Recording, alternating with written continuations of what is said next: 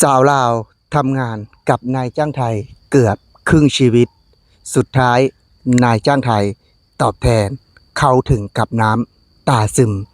สวัสดีและสวัสดีทั้งพ่อแม่พี่น้องฝั่งลาวฝั่งไทยวันนี้ก็มาพบมาพ่อกับเบายอดเช่นเก่าเช่นเคยพี่น้องถือว่าวันนี้เบายอดมีเรื่องราวจะมานำเสนอให้พ่อแม่พี่น้องได้รับชมและรับฟังกันเป็นเรื่องราวของสาวลาวพี่น้องที่เข้ามาทำงานในประเทศไทยเนาะรวมระยะเวลาเป็น25ปีเนาะหรือว่า25ปีนั่นเองพี่น้องซึ่งว่ามื้อนี้บ่ยอดก็เจ็บตามื้อนี้เนาะก็ขอโทษขออภัยเนาะพี่น้องเนาะเพราะว่าคือว่าทำงานหนักจนตาแดงเนาะว่าก็ขอโทษขออภัยเบิดทุกคนเนาะถือว่ามื้อนี้บ่ยอดมีเรื่องราวจะมานำเสนอให้พ่อแม่พี่น้องได้รับชมและรับฟังกัน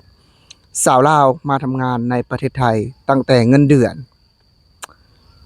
3,000 4,000 บาทเนาะจนปัจจุบันเงินเดือน 20,000 กว่าบาทพี่น้องและสิ่งที่สำคัญเนาะคือทำงานก็จะเพิ่มเงินเดือนขึ้นไปเรื่อยๆพี่น้องจากการทำงานรวมระยะเวลา25ปีพอถึงระยะหนึ่งเนาะมีจุดอิ่มตู่เนาะพี่น้องเนาะว่าแบบว่าสาวลาวก็อยากออกจากจุดนั้นเนาะเพื่อมาสร้างอนาคตที่ฝั่งสปปลาวนะกลับไปสร้างอนาคตที่ฝั่งสปปลาวไปทำมาค้าขายหรือว่าหากินแบบว่าโดยที่บ่ได้เป็นลูกจ้างแล้วเนาะถือว่าเพิ่นก็ตัดสินใจเนาะลาออกจากการเป็นแม่บ้านนะครั้งนั้นนายจ้างเพิ่นบ่ได้ว่าหยังพี่น้องเพิ่นยินดีและสิ่งที่ทำให้สาวลาวคนนี้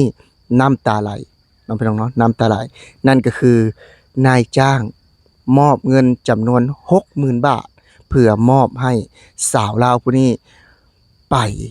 ตั้งตู้เนาะแล้วก็ถ้าหากบ่พอกับสาวลาวก็เพิ่นก็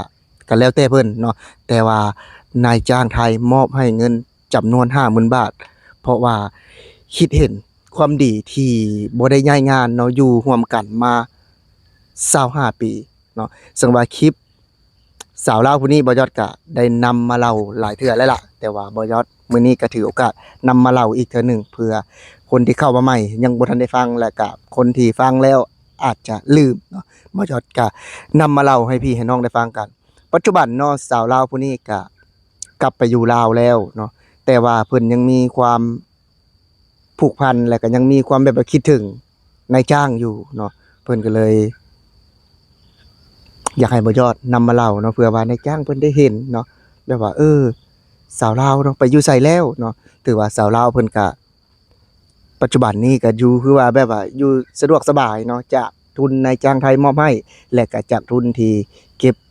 ได้จากประเทศไทยพี่น้องตอนนี้ก็สร้างบ้านเสร็จเป็นที่เรียบร้อยเนาะก็จะมีที่ดินที่นาเนาะแล้วก็เปิดร้านขายของซ้ำเนาะจนว่าอยู่ได้สบายย้อนประเทศไทยเพิ่นก็บอกบ่ยอดเลยว่าจากการทำงานในประเทศไทยถือว่าดีเนาะแล้วก็แบบว่ามีความสุขและก็หลายๆเคสที่บ่ยอดจะ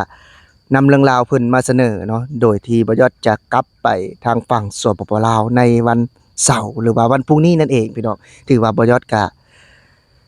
อาจจะอยู่ในประเทศไทยเป็นมื้อสุดท้ายเนาะมื้อนี้ว่าซั่นซะและโอกาสหน้าบ่ยอดก็จะได้มาอีกแน่นอนเนาะบ่ยอดก็จะได้มาอีกแน่นอนแต่ว่า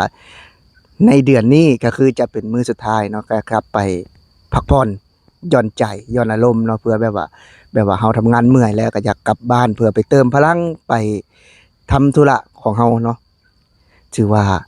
บ่ยอดก็อันนั้นนะบ่ยอดก็เสียดายนะเวลาที่เฮาอยู่ในประเทศไทยแล้วเฮาจะกลับบ้านเนาะถือว่าก็เป็นอีกอารมณ์หนึ่งที่บ่ยอดก็แบบว่าคิดถึงบ่ซันสะผูกพันเนาะซึ่งว่าถ้าหากว่าบ่ยอดได้กลับไปแล้วไปเจอเพิ่นเนาะบ่ยอดก็จะถ่ายภาพบรรยากาศของสาวลาวผู้นี้พี่น้องที่กลับไปปักหลักปักฐานอยู่ใน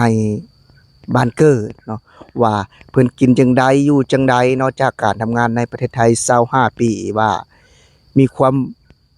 คิดแบบใดบ่ยอดก็อยากจะไปพูดคุยและสัมภาษณ์เพิ่นด้วยตัวบ่ยอดเองแล้วก็จะไปรีวิวว่า